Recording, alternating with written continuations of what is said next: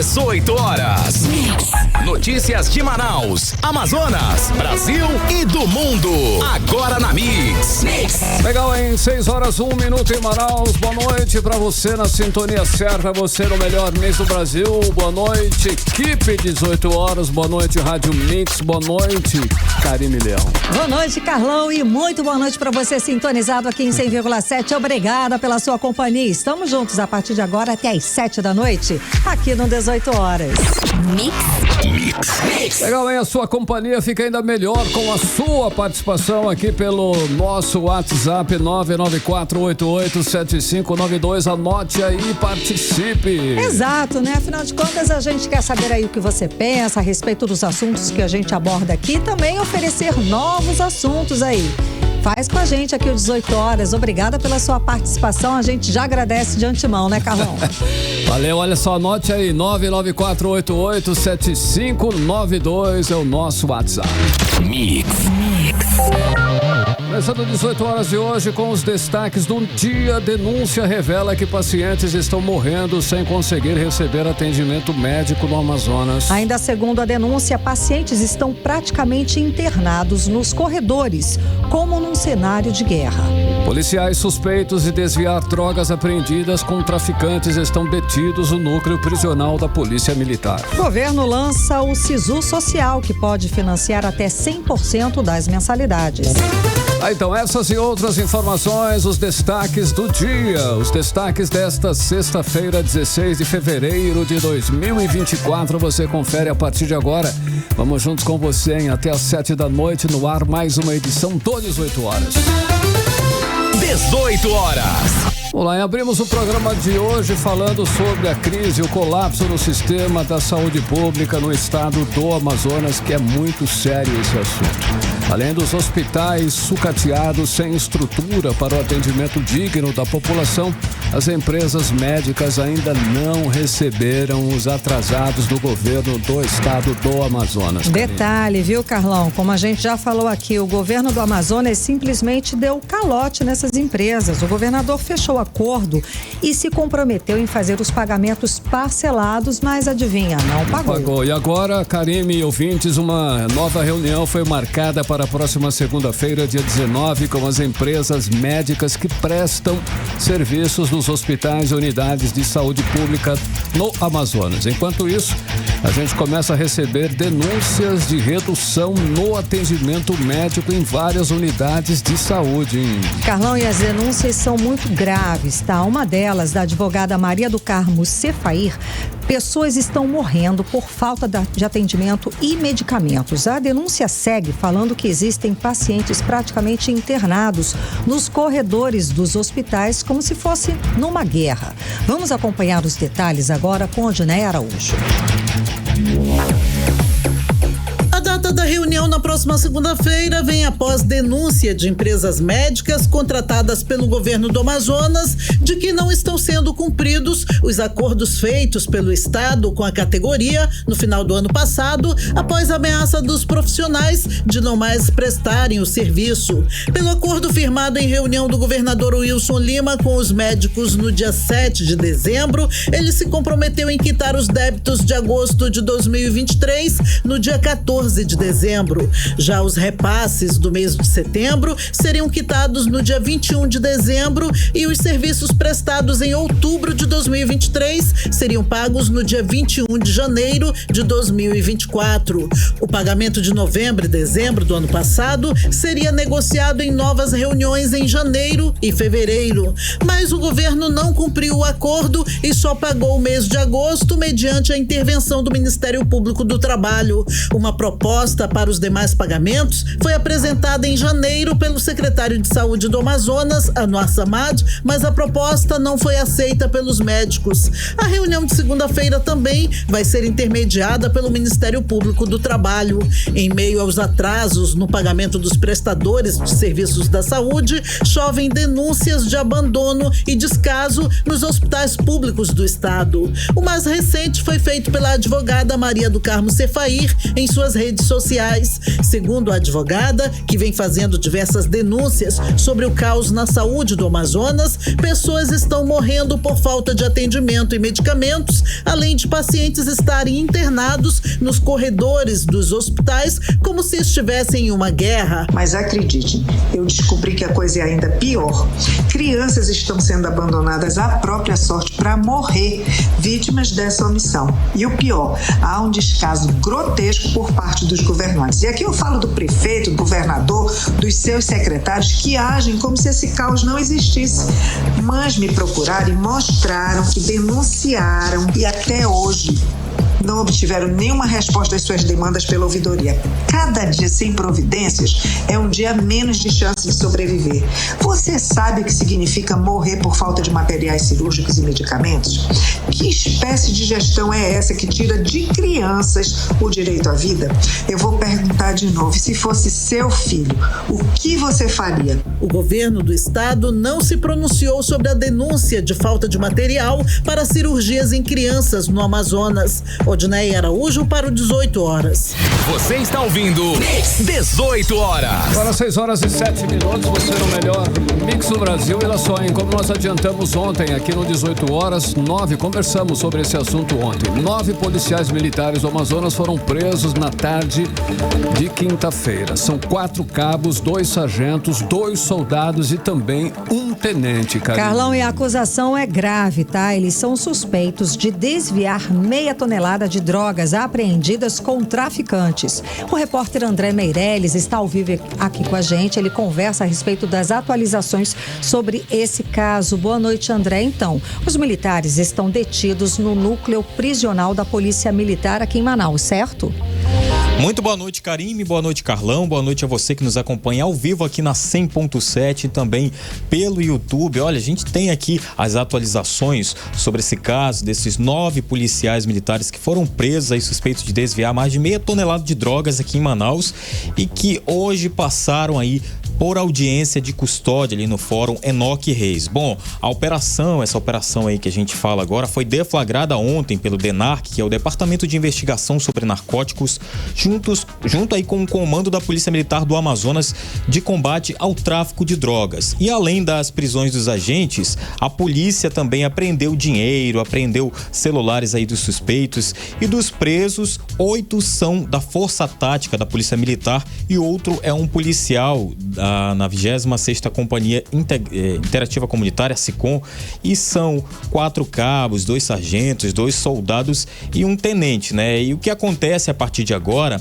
é que, inclusive, eu conversei com a advogada de defesa de 8 PMs suspeitos e, segundo ela, a advogada Ingrid Ossooskai, eles passaram hoje pela audiência de custódia e foi homologada a prisão temporária por 30 dias. Eles vão permanecer aí preso 30 dias, mas isso, segundo a advogada, porque a defesa ainda não teve acesso ao processo, aos autos, né? Vamos conferir a fala da advogada explicando essa situação. Bom, ontem nós fomos informados, nossos clientes também foram informados, que teriam alguns mandados de prisão temporária para eles e de busca e apreensão. Então, nós fomos acionados e nos dirigimos até a Força Tática, posteriormente até o DENARC, onde conversamos com o delegado responsável pelas investigações e obtivemos a informação de que existe um inquérito policial em andamento. Foi solicitado o mandado de prisão temporária, prazo de 30 dias, que pode ser prorrogado, mas a defesa ainda não teve acesso às provas, né, o que existe de provas dentro desse inquérito, que ensejou aí o pedido de prisão temporária deles. Nós já fizemos a solicitação para a Justiça para que possamos ter acesso ao pedido de prisão e a decisão, e na segunda-feira estaremos nos dirigindo até o DENARC para que a gente possa ter acesso ao que já foi documentado no inquérito policial. A princípio, o que nós temos é basicamente o que saiu na mídia e o que foi informado pelo delegado. Mas a defesa precisa ter acesso aos autos para que a gente comece a analisar o que de fato existe de concreto contra os nossos clientes. 18 horas. Muito bem, Karime, Carlão e ouvintes, a gente ouviu a fala aí da advogada Ingrid Ossuoski, advogada de defesa aí, dos 8 desses 9 PMs suspeitos de desviarem drogas. E mais caso seja provado que realmente o crime aconteceu, né? Como é que fica essa situação? Porque não é só realmente os policiais terem chegado ali no local, flagrado ali os outros policiais desviando esses entorpecentes, para onde os entorpecentes iriam, como é que fica aí todo esse processo? Para esclarecer essa dúvida, né, o passo a passo de como é uma investigação da polícia até chegar de fato se eles realmente são culpados ou não. Quem vai explicar isso agora pra gente é o delegado Alexandre Torres Júnior, ele que é especialista também no assunto. Vamos conferir.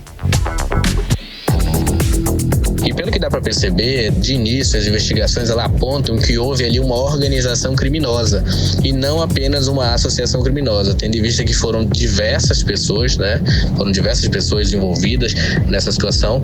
Todas elas tinham suas funções dentro do que ocorria lá nessa traficância de drogas, né? E a prisão dessas autoridades, ela segue um rito comum, porque não há o que se falar em prerrogativa em razão da função pública, tendo em vista que o crime de tráfico de drogas pela nossa legislação é um crime hediondo, né? Nós estamos falando também de um ato de improbidade administrativa que ocorreu dentro do exercício da função policial, o que é gravíssimo no ponto de vista moral e no ponto de vista legal, certo? Então, a partir disso, eles passam pelo rito da Lei 11.343, que é a Lei do Tráfico de Drogas, e após a investigação será oferecida a denúncia, e na denúncia eles vão ter a oportunidade de oferecer a defesa prévia à autoridade judiciária, que vai entender por dar continuidade ou não no processo criminal contra eles. 18 horas. Então, Karime, Carlão e ouvintes, a gente ouviu a fala aí do advogado, Alexandre Torres Júnior, ele que falou aí como funciona um processo, não só desses 9 policiais militares suspeitos aí de estarem cometendo esse crime, mas como que aconteceria qualquer outro agente da polícia militar, civil, como é que passa aí por um processo caso sejam flagrados aí nessa situação, né? Então, o que vai acontecer? Vamos aguardar, né, até segunda-feira para que a defesa aí tenha acesso aos autos, ou seja, ao processo, para saber se os PMs vão ou não permanecer aí presos, né? Se a culpa, se realmente esses desvios eram ou não para retornar aí para o tráfico de drogas. Mas enquanto isso, a gente traz outro assunto aqui, é a prisão do Jefferson Nascimento Silva, conhecido como Jeg, ele que possui uma grande lista criminal e já responde pelos crimes de homicídio, tráfico de drogas e roubo. Ele é considerado conselheiro de uma facção que gerencia diversas bocas de fumo ali na comunidade Raio de Sol, na zona norte de Manaus, né? E inclusive ele estava foragido aí há cerca de 2 meses, sendo considerado uma pessoa altamente perigosa. Ele, o conhecido aí como Jeg, é apontado como mandante da morte de Emerson, o conhecido como O Milhão, que foi torturado e decapitado em janeiro deste ano na comunidade Raio do Sol, né? Que a gente fala que fica no bairro Cidade Nova, na zona norte, porque ele tinha uma posição de destaque em uma facção criminosa que atua ali naquela área e era rival da vítima assassinada. Inclusive, de acordo com o delegado Ricardo Cunha, que é titular da delegacia especializada em homicídios e sequestros, a prisão do Jeg foi fruto de um desdobramento de outras investigações de homicídio que estão em andamento ali na sede da DHS. Foi através de um desses crimes que a polícia conseguiu chegar até o Jeg. Vamos ouvir. Em que um criminal foi encontrado decapitado no bairro Raio de Sol. Naquela ocasião foi feita a prisão do executor desse crime. Houve uma apresentação lá na delegacia de homicídios sobre esse crime. Foi no dia 12 de janeiro agora do corrente ano. Esse corpo ele estava esquartejado numa área de mata da comunidade Raio de Sol. E fizemos a prisão desse primeiro indivíduo ocorrido. E foi quando aí chegamos no JEG. O JEG, ele é o responsável, como eu falei, pela facção naquela região, e ele autorizou a morte desse indivíduo. A motivação do crime é relacionado a guerras entre facções, foi a morte ali de um desafeto, e por essa razão ele foi esquartejado ali, até como forma de mandar um recado aí para os inimigos dessa facção. 18 horas. Muito bem, Karime, Carlão e ouvintes, a gente ouviu a fala agora do delegado Ricardo Cunha, ele que é o titular da DHS, que é a Delegacia Especializada em Homicídios e Sequestros, falando aí de mais um criminoso, né, conhecido como JEG, ele que é de alta periculosidade, foi tirado aí de circulação, Karime, Carlão. Obrigada pelas informações, André Meirelles, muito obrigada. Valeu, André, boa noite, agora 6h16, você no melhor mês do Brasil. 18 horas. Vamos então para Brasília, vamos começar com o nosso correspondente, Carlão, jornalista Carlos Eduardo Matos. Cadu, boa noite, bom te ver, Cadu. Já na área aí, então, Cadu, temos uma boa notícia sobre educação. O Ministério da Educação lançou um programa que pode financiar até 100% das mensalidades para os alunos de baixa renda. É o FIES Social que já estão falando, né? Já tem até nome, Cadu. Bom, explica mais, porque até então o que a gente sabe é que esse programa fazia um empréstimo e depois o aluno, quer dizer, cobria parte, né, dessa mensalidade, depois o aluno tinha aí que reembolsar o governo federal. Explica aí como é que vai ficar, Cadu, conta pra gente, boa noite. Boa noite, Karime, boa noite, Carlão, boa noite, ouvintes do programa 18 horas que nos acompanham ao vivo. Karime, o FIES que a gente já conhece há bastante tempo, hoje financia até 85% da mensalidade, viu? Desde 2016 que o FIES não financia 100%, né? Para que o aluno hoje consiga chegar a 85% do financiamento, ele tem que atingir 450 pontos no Enem e não zerar na redação. Não é fácil, né? Por isso que tem muito aluno aí estudando, fazendo faculdade e usufruindo de 40%, 50%, 60% do financiamento do FIES.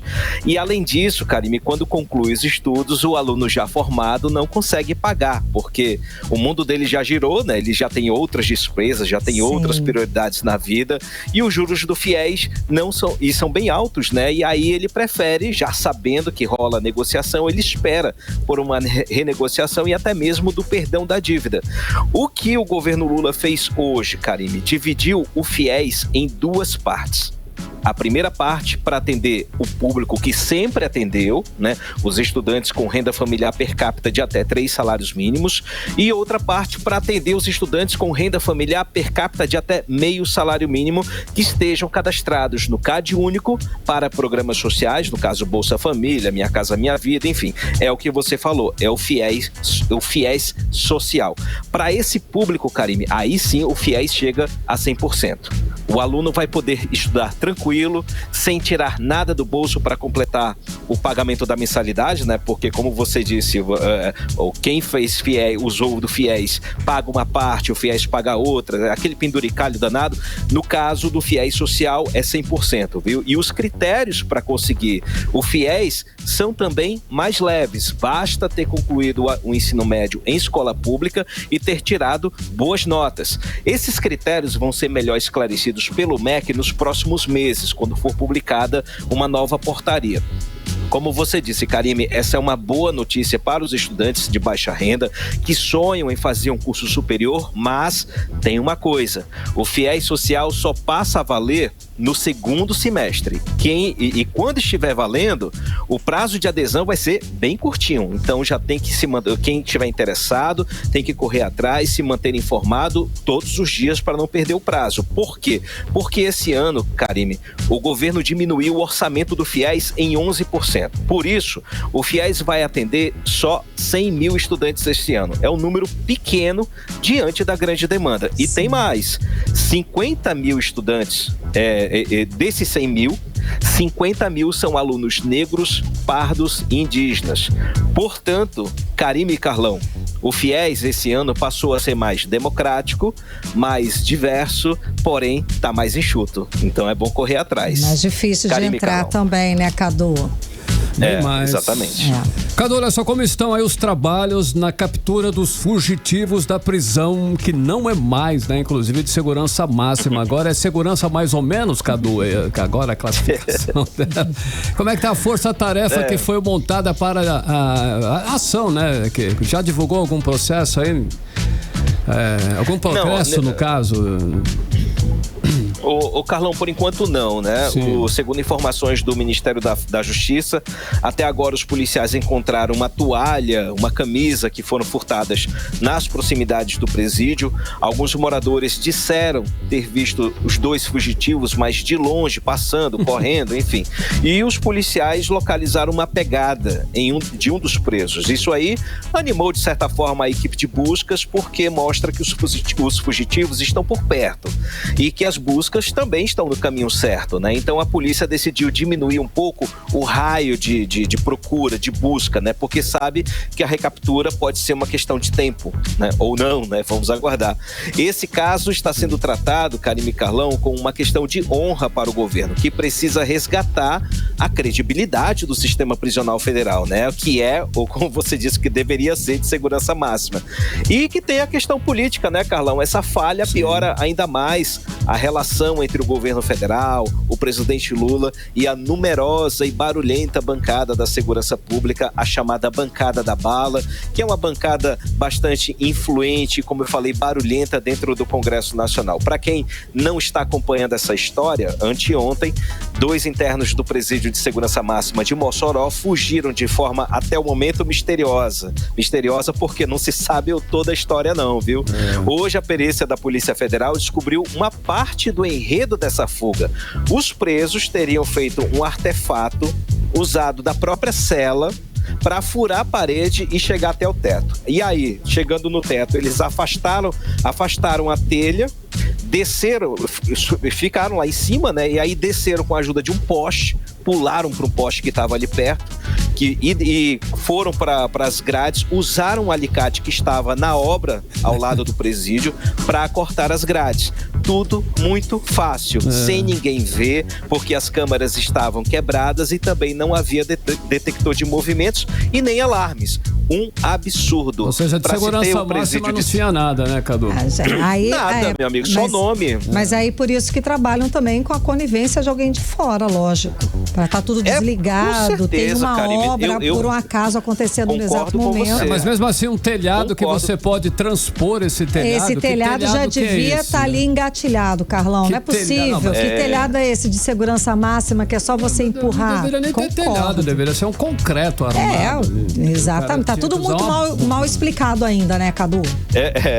Tá tudo mal explicado. Por isso que eu tô dizendo que a perícia conseguiu descobrir uma parte da história, tá? E que até agora tudo é mistério, né? Porque é absurdo o que estão contando, o que está saindo de informações de lá. Estranho. Agora, como você disse, Carlão, para chegar um presídio de segurança máxima, vai ter que fazer muita coisa. Inclusive, exatamente, o ministro Ricardo Lewandowski, ele disse que vai colocar muralhas nos 5 presídios. E aí, mais dinheiro vai ser gasto, porque fazer uma muralha em um presídio já é muito dinheiro, imagina em 4, né? Porque aqui em Brasília, o presídio da Papuda já tem. Mas vamos seguir acompanhando e a gente espera que esse fim de semana haja uma boa notícia, né, com a recaptura desses presos, porque eles são perigosíssimos, ligados ao Comando Vermelho.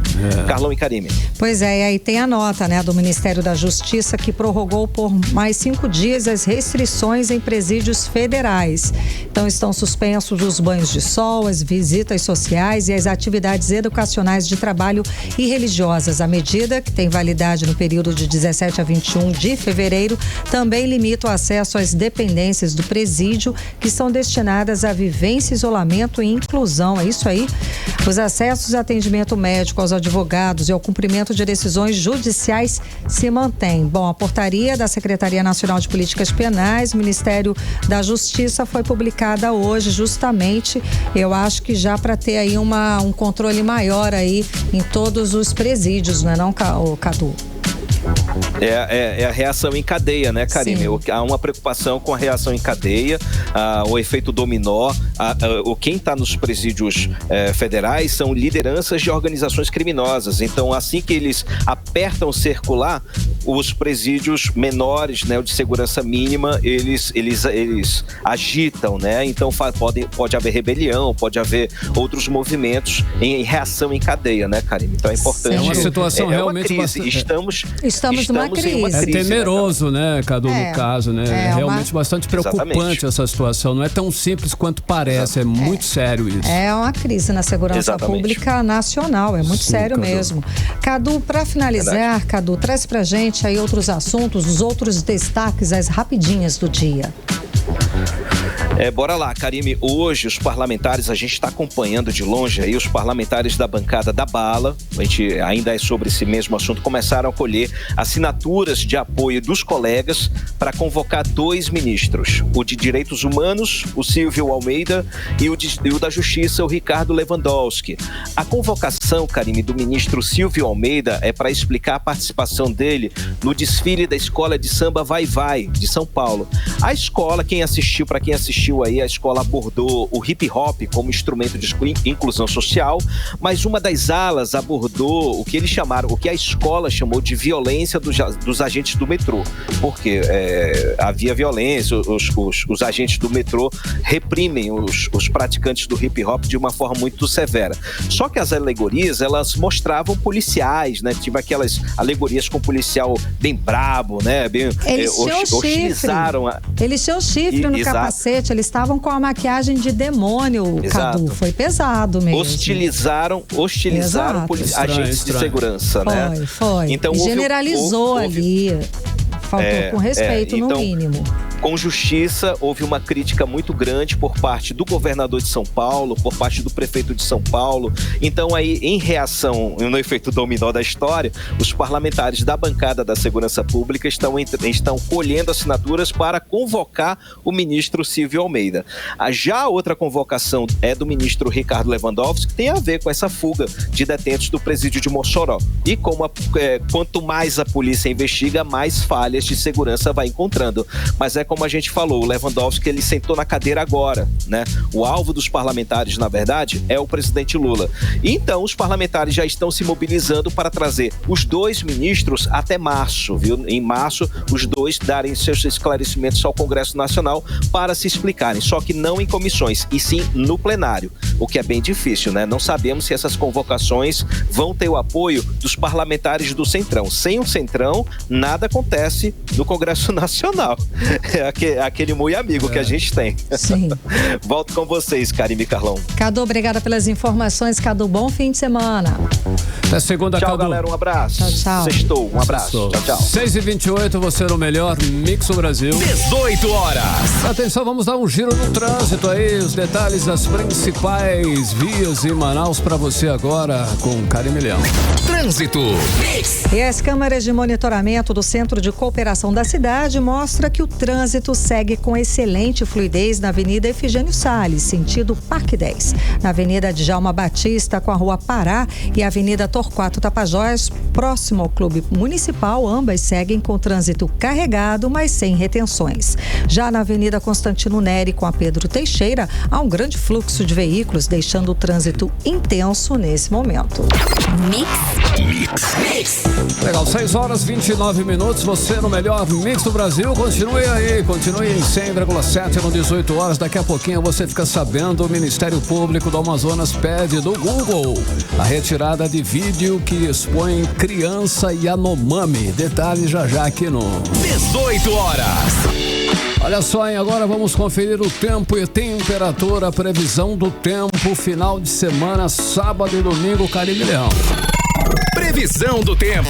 Segundo informações do Climatempo, para este sábado, a previsão é de sol com algumas nuvens. É claro, deve chover rápido durante o dia e a noite. A mínima prevista é de 24 graus, a máxima não deve passar dos 30 graus. As chances de chuva são de 90% e a umidade relativa do ar fica entre 71% e 96%. No domingo também, previsão de sol com algumas nuvens e deve chover rápido durante o dia e a noite. Mínima prevista de 24 graus, a máxima também não deve passar dos 30 graus. E as chances de chuva são de 67%. 6h30, você no melhor Mix do Brasil. Mix. Olha só, Manaus foi a primeira cidade do Amazonas a retirar as doses da vacina contra a dengue. A distribuição começou nesta quinta-feira pela Fundação de Vigilância em Saúde do Amazonas. Pois é, Carlão, e aqui em Manaus a campanha de imunização começa na próxima quinta-feira, dia 22 de fevereiro. A repórter Nathalie Moraes tem mais informações sobre o assunto. Boa noite, Nathalie. Então, nesse primeiro momento, somente as crianças com idade entre 10 e 11 anos vão ser vacinadas, é isso? Boa noite, Karime. Boa noite, Carlão. Boa noite, ouvintes do programa 18 horas. É isso mesmo. A vacinação contra a dengue de crianças de 10 a 11 anos vai começar aqui em Manaus, Karime e Carlão, na próxima quinta-feira, dia 22 de fevereiro. Esse anúncio ele foi feito pela Secretaria Municipal de Saúde aqui da capital na manhã desta sexta-feira. Inicialmente serão disponibilizadas para vacinação aqui em Manaus cerca de 170 salas de imunização. A vacinação vai atender, nesse primeiro momento, as crianças de 10 e 11 anos. A gente sabe que anteriormente já tinha sido divulgado que a vacina atenderia o público até 14 anos, mas nesse primeiro momento, aqui em Manaus, só vão ser vacinadas, né? O público-alvo são as crianças com idade entre 10 e 11 anos. Para receber a vacina, os pais e responsáveis por essas crianças precisam levar aí um documento com foto, um documento oficial com foto, além, é claro, da carteira de vacinação, o CPF e o cartão do Sistema Único de Saúde a um dos postos. O Amazonas recebeu mais de 78 mil doses do imunizante Qdenga, que é a vacina contra a dengue, enviadas aí pelo Ministério da Saúde. Mas para falar um pouco mais sobre o início dessa campanha de vacinação aqui na nossa capital, nós conversamos com a Isabel Fernandes, ela que é gerente de imunização da Censa. Vamos conferir? E a vacinação contra a dengue em Manaus, ela vai começar no dia 22, na próxima quinta-feira, e vai estar disponível nas nossas 170 salas de vacina. O público-alvo que vai receber essa vacina neste momento são apenas as crianças e adolescentes de 10 a 11 anos. Embora a vacinação vai até 14 anos, mas nesse momento a vacina recebida é apenas para o público de 10 a 11 anos. O que precisa levar para receber a vacina? Eu preciso levar um documento de identificação dessa criança ou adolescente, eu preciso levar o CPF ou cartão SUS, preciso também levar a caderneta de vacinação dela. Ela não pode estar com febre no momento, ela não pode ser portadora do vírus HIV, não pode estar gestante, não pode estar amamentando nenhum bebê, e também se ela tiver alguma doença que faça tratamento com imunossupressor, ela também não vai poder receber. Aquelas crianças que têm uma condição crônica, passe no seu médico, veja se está tudo bem, se pode receber a vacina nesse momento. É isso, Karime e Carlão, nós ouvimos aí a fala da Isabel Fernandes, ela que é gerente de imunização da Censa, falando um pouco mais sobre a imunização, sobre esse início da campanha aqui na nossa capital. Karime, mas além de Manaus, os municípios de Iranduba, Presidente Figueiredo, Rio Preto da Eva, Barcelos, São Gabriel da Cachoeira, Careiro, Nova Olinda, Manaquiri, Santa Isabel do Rio Negro, Altazes e Careiro da Várzea também vão receber os imunizantes. Esses municípios, eles integram aí a região de Manaus, no entorno do Alto Rio Negro, essa área da saúde que atende à análise da equipe do Ministério da Saúde para o recebimento das doses da vacina contra a dengue. Nessa primeira etapa serão vacinadas aí as crianças com idade entre 10 e 11 anos, como a gente já reforçou aqui, e o esquema vacinal dessa vacina será de 2 doses com um intervalo de 3 meses entre elas. Segundo a Fundação de Vigilância em Saúde, do dia 1º de janeiro até a última quinta-feira, né, até esse dia 15 de fevereiro, o Amazonas já confirmou 1.300 274 casos de dengue. Esses casos foram confirmados depois de análise clínica e laboratorial. E só aqui na nossa capital, Manaus, já são mais de 820 casos de dengue confirmados e outros 2.012 casos estão em investigação. Para a gente encerrar, Karime e Carlão, o Amazonas tem hoje, contabilizados já aí 3 mortes em investigação pela doença, segundo o Ministério da Saúde. Essas mortes, elas foram registradas em Coari, Lábrea e aqui na nossa capital, Manaus. É isso, Karime e Carlão, boa noite. 18 horas. Agora são 6 horas Bom, e 35 Carlão. minutos. Você no melhor mix do Brasil. Karime, você tem alguma observação para fazer Exatamente. com Vamos lá. relação a Vacinação, isso aí, E vamos reforçar. Contra a dengue em crianças de 10 e 11 anos começa na próxima quinta-feira, dia 22, aqui em Manaus.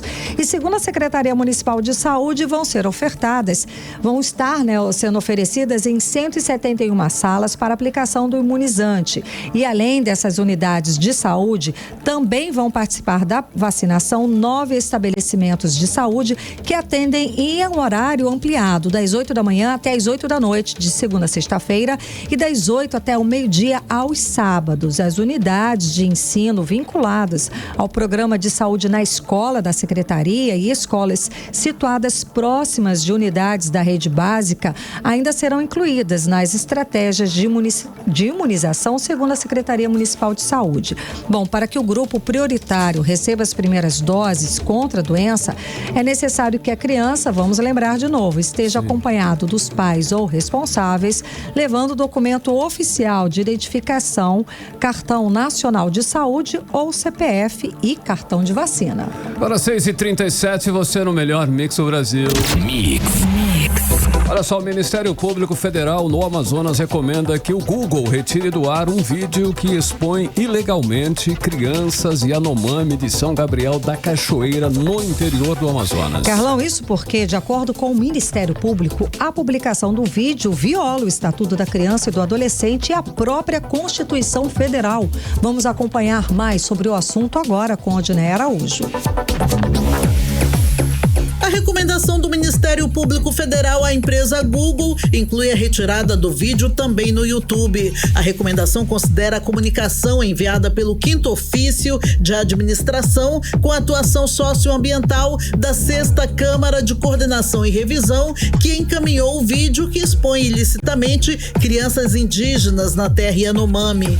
O vídeo gravado no município de São Gabriel da Cachoeira, inclusive, expõe as partes íntimas de uma das crianças. O Ministério Público também recomenda que o Google não publique qualquer outro vídeo que exponha a imagem de criança indígena em situação de vulnerabilidade, fato que fere inclusive as regras e políticas de segurança do site YouTube. A recomendação assinada pelo Procurador da República, Eduardo Sanches, fixa um prazo de 5 dias para que sejam prestadas as informações sobre o seu acatamento com comprovação do cumprimento. Caso o vídeo não seja retirado das plataformas digitais, o Ministério Público Federal vai entrar na Justiça para que a empresa seja obrigada a atender o pedido que fere os princípios do Estatuto da Criança e do Adolescente, ECA, e da própria Constituição Federal. O artigo 18 do ECA diz que é dever de todos zelar pela dignidade da criança e do adolescente, pondo-os a salvo de qualquer tratamento desumano, violento, aterrorizante, vexatório ou constrangedor. Já o artigo 227 da Constituição Federal diz que é dever da família, da sociedade e do Estado deixar a salvo a criança e o adolescente de toda forma de negligência, discriminação, exploração, violência, crueldade e opressão. O 18 Horas tentou ouvir o Conselho Municipal dos Direitos da Criança e do Adolescente e a articulação das organizações e povos indígenas do Amazonas, Apiã, mas até o fechamento da edição, eles não enviaram resposta. Odinei Araújo para o 18 Horas.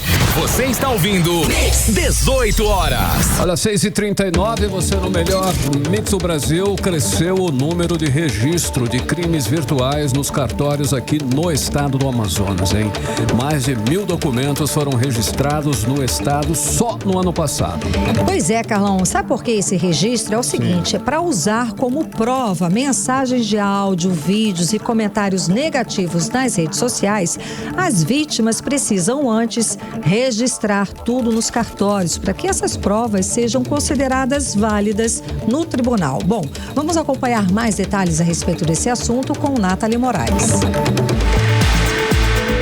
Os crimes contra a honra também estão no ambiente virtual. Mensagens de áudio, vídeo, comentários negativos nas redes sociais podem ser usados como prova em processos criminais na justiça. Mas para que as provas sejam consideradas válidas nos tribunais, as vítimas precisam registrar tudo em cartório. O registro é feito através de um documento chamado Atas Notariais. No cartório, qualquer cidadão pode solicitar a ata notarial e registrar os crimes virtuais. A escrevente de cartório, Evelyn Tonquiel, explica que mesmo que a postagem seja apagada, a prova do crime registrada em cartório é preservada.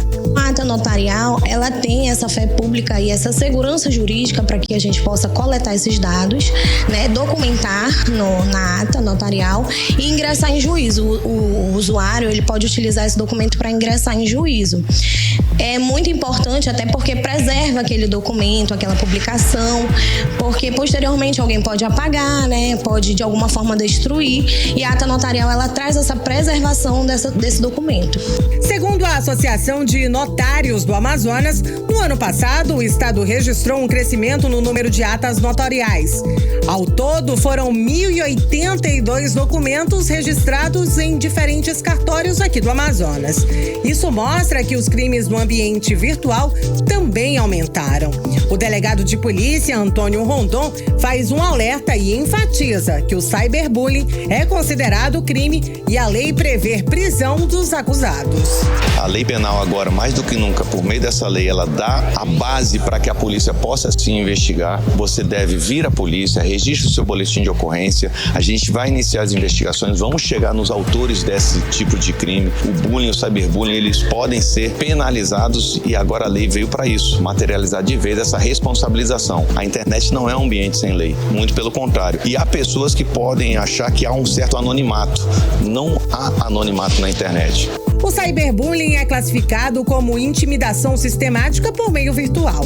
Se for realizado através da internet, nas redes sociais, aplicativos, jogos online ou transmitido em tempo real, a pena será de reclusão de 2 a 4 anos e a multa, se a conduta não constituir um crime mais grave. Nathalie Moraes para o 18 horas. Você está ouvindo 18 horas. Para 6h43 e atenção aí a quem interessar possa. Nesse sábado aí, Karime Leão e ouvintes queridos, tem ação da prefeitura na zona norte de Manaus.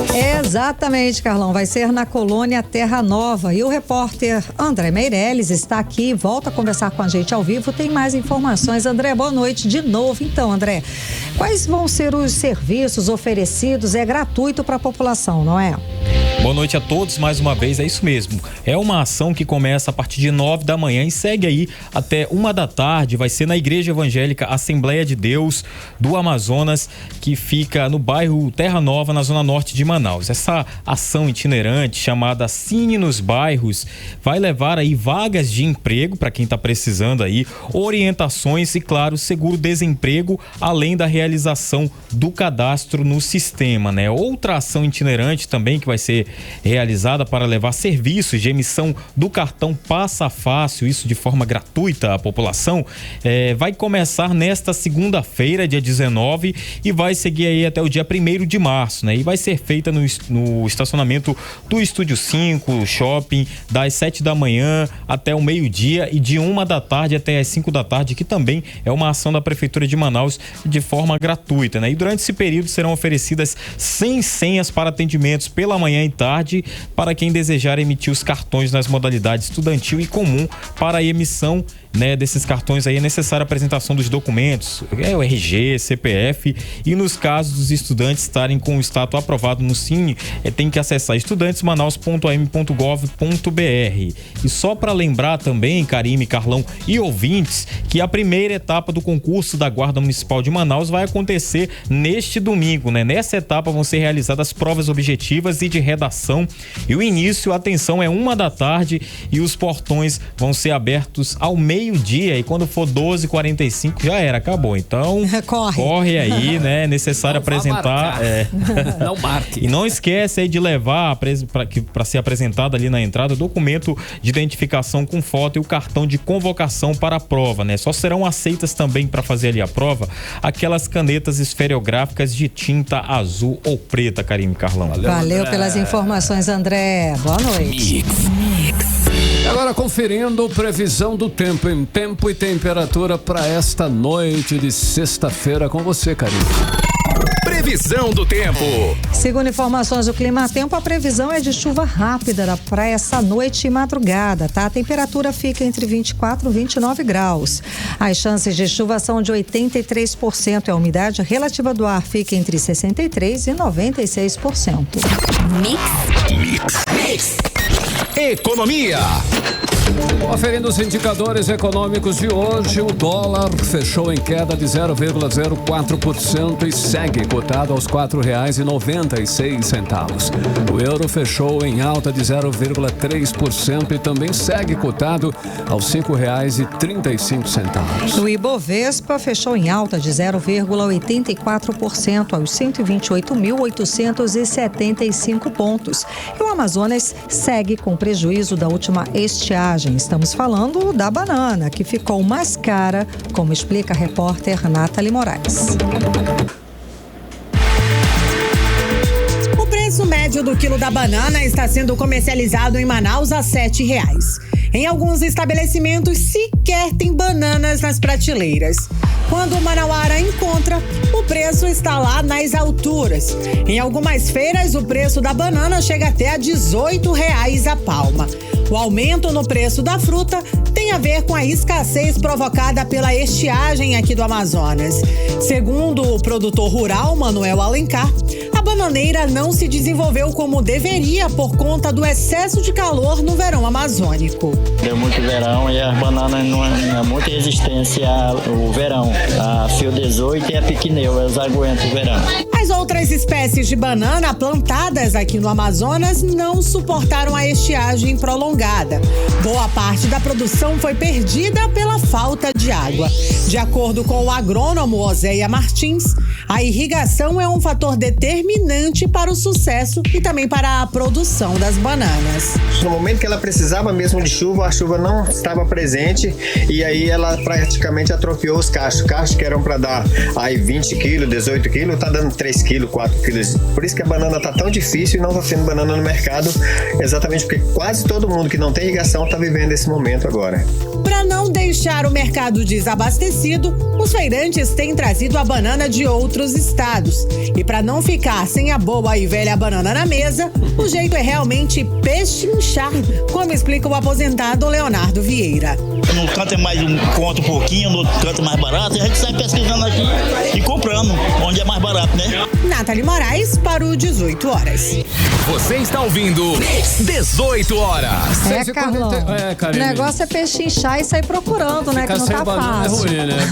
Banana é uma boa acompanhante. Não, e as frutas estão mais caras também. Mais caras, exato. Estiagem seca total aí, né? Falta de transporte fluvial. Olha só, um levantamento do IBGE mostrou no fim do ano passado que somente 35,7% dos profissionais que prestam serviço por aplicativo contribuem para a Previdência Social, Karine. Pois é, Carlão, esse patamar está bem abaixo dos 61,3% registrados entre os demais trabalhadores brasileiros, formais e informais, do setor privado. Lembrando que os trabalhadores por aplicativos podem contribuir e acessar os benefícios do INSS, como a aposentadoria e o auxílio-doença. Para 6h49, você no melhor mix do Brasil. Mix.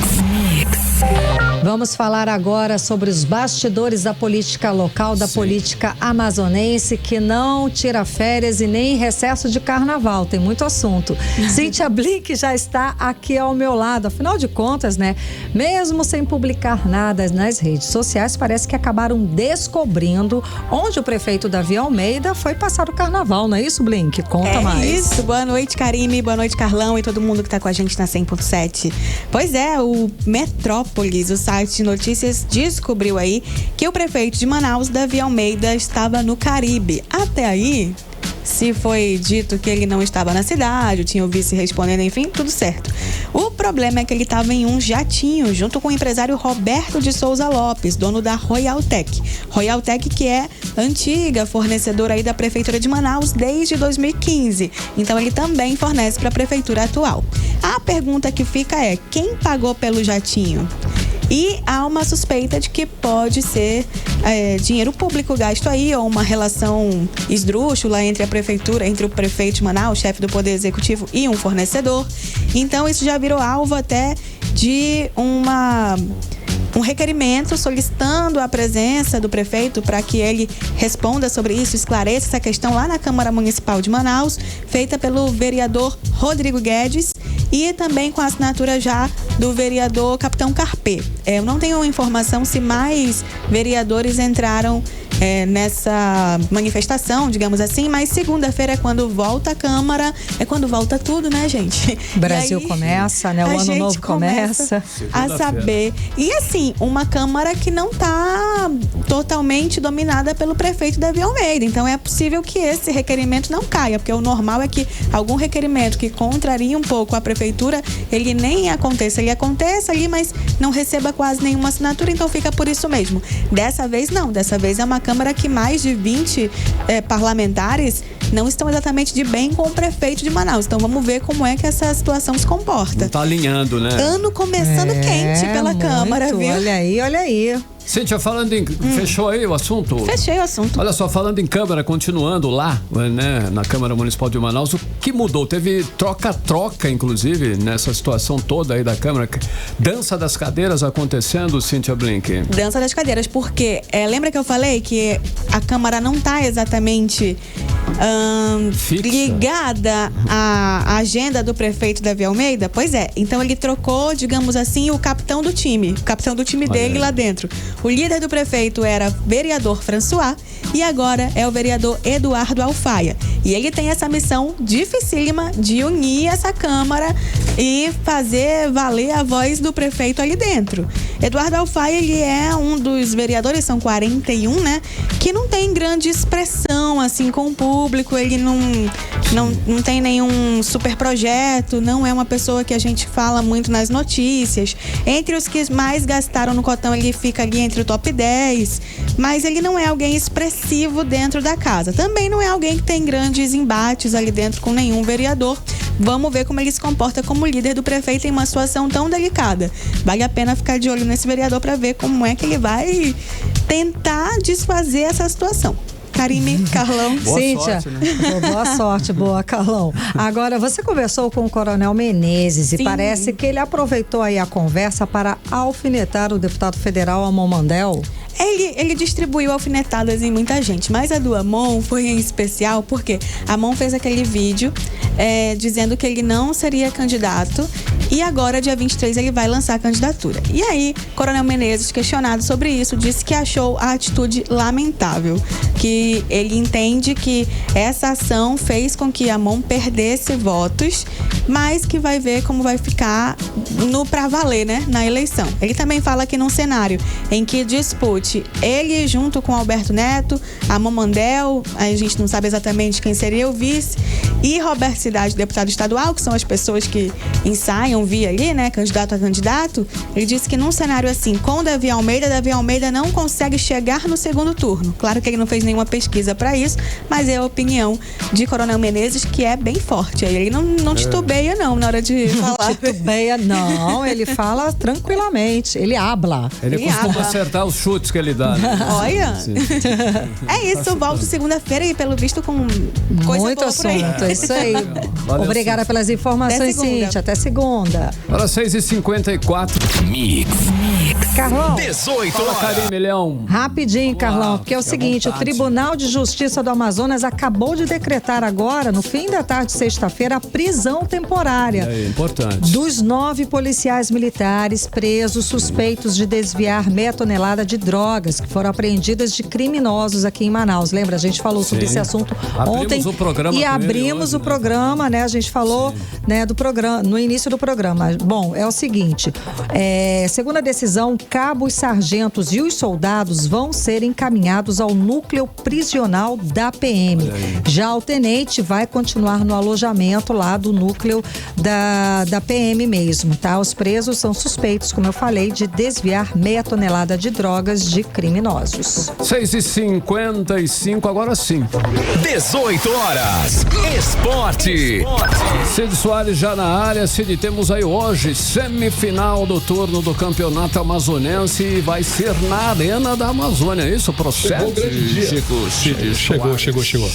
É o grande dia, né? Amazonas e Nacional, hoje à noite, 8 da noite, na Arena da Amazônia, como você acabou de falar. Partida com resultado certeiro, né? Porque se o jogo terminar empatado, o finalista será definido na disputa por pênaltis. E essa é a primeira semifinal do turno do Campeonato Amazonense. O Amazonas vem de uma classificação sobre o Operário. A Onça goleou por 4-0 o adversário nas quartas de final. E depois de começo com tropeços, o clube soma 3 vitórias seguidas, que já é um bom sinal, né? Bom, e o Nacional eliminou o Manaus nas quartas de final. Gol da vitória por 1-0 saiu dos pés de Vitinho no final do segundo tempo. E até aqui a equipe ainda está invicta. São 2 vitórias e 4 empates em 6 jogos. As equipes se enfrentaram apenas 6 vezes na história. São 2 vitórias do Amazonas e 1 do Nacional e 3 empates. O último confronto foi na semifinal do Estadual 2023 e a Onça avançou no placar agregado de 1-0. Olha, o Manauara anunciou a contratação do volante Rafinha, ex-Uberlândia, para a sequência dessa temporada, né? O atleta de 27 anos foi integrado ao elenco e treina com a equipe desde a última quinta-feira. Já tem uma semana aí lá no CT do clube. E hoje o São Raimundo anunciou mais 3 reforços para a sequência do Barezão 2024. Por meio de suas redes sociais, os atacantes Ian Santos, de 25 anos, o João Luiz, de 24 e o volante Gabriel, de 21 anos. O Tufão da Colina entra em campo amanhã contra o Parintins pela semifinal do primeiro turno do Campeonato Amazonense, isso às 8 da noite, estádio Francisco Garcia, o famoso Chicão, lá em Rio Preto de la Eva. Beleza. E olha, só para encerrar, hoje o Vasco protocolou no Tribunal de Justiça Desportivo pedido de impugnação da partida contra o Fluminense. Segundo o clube, a solicitação tem como finalidade anular os efeitos dos cartões aplicados no jogo da última quarta-feira. Os erros de direito que vêm sendo praticados de forma sistêmica pela arbitragem são muito graves, dão conta de um desconhecimento dos protocolos e regras do futebol por parte dos árbitros e contaminam a integridade dos resultados. Isso é o que diz a nota do Vasco. Tá certo. Né? Certo. É isso, olha, o árbitro Bruno Mota Correia aplicou nada menos que 5 cartões ao Vasco nessa partida. Eita, é o que tínhamos para hoje. Bom fim de semana, obrigada, meninos. Cid. Até segunda. Mix. Carlão, e ainda temos carnaval, é o bloco dos inimigos do fim. O André Meirelles volta aqui ao vivo com a gente. Tem a programação, André. O que temos ainda para esse fim de semana?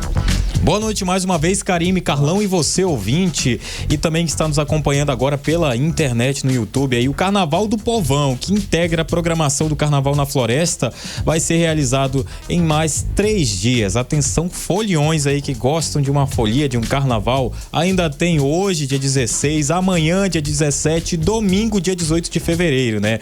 Essas festividades vão acontecer hoje, daqui a pouco, a partir das 7h30 da noite, ali na Avenida Alphaville, no bairro Novo Aleixo, né? Essa programação inclui diversas atrações e desfiles de escolas de samba do grupo experimental do Carnaval de Manaus, e esse grupo aí experimental vai ser realizado amanhã, mas hoje já tem aí várias atrações. Por exemplo, daqui a pouco começa a partir de 7h30 da noite, hoje, né? Já começa a partir de 7h30 da noite. Quem não puder ir hoje, tem mais folia amanhã, só que amanhã, como é sábado, né, Karime, Carlão, já começa um pouquinho mais tarde, aí a partir de 9 da noite. E no domingo já começa um pouco mais cedo, às 4h30 da tarde, todo mundo já pode estar com o pé ali no chão, sambando, aproveitando e macetando o carnaval. Valeu, Karime, Carlão. Essa é boa, obrigado, André. Boa folia pra você. Valeu, André Meirelles. 18 horas. Agora 6h59. Seguimos direto para o editorial 18 horas. Editorial 18 horas. É preocupante para a população o envolvimento de policiais militares com o tráfico de drogas no Amazonas. Antes, é preciso separar claramente a maioria de policiais corretos que dedicam sua profissão a proteger os cidadãos. A prisão de 9 policiais militares por desvio de centenas de quilos de drogas deve ser apurada com rigor e também com muita profundidade, que a justiça tem que chegar a todos os envolvidos. Saber até onde o crime se entranhou na parte podre da corporação e que todos os envolvidos sejam punidos nos rigores da lei, para que a imagem da polícia militar não seja prejudicada pela atuação de membros que se tornam piores do que os criminosos. Afinal, eles se oferecem para trabalhar, prometem cumprir a lei e são pagos pelo contribuinte exatamente para combater o crime. 18 horas. 7 em ponto, Karime, boa noite. Boa noite, um beijo, obrigada pela companhia. Até segunda. É.